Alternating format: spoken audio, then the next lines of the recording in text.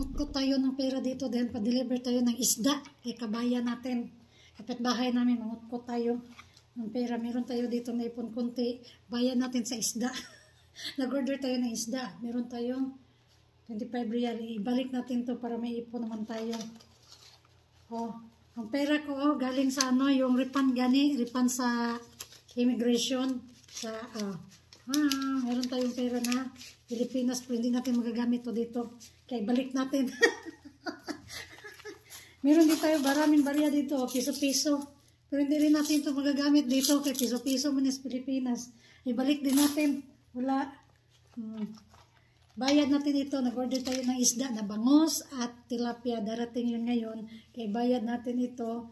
Yung balance, ibigay na lang, ipasa na lang sa STC. Dahil bibigyan din natin siya ng konting pamasahe or dagdag sa gasolina. Sabi niya, dagdag sa gasolina.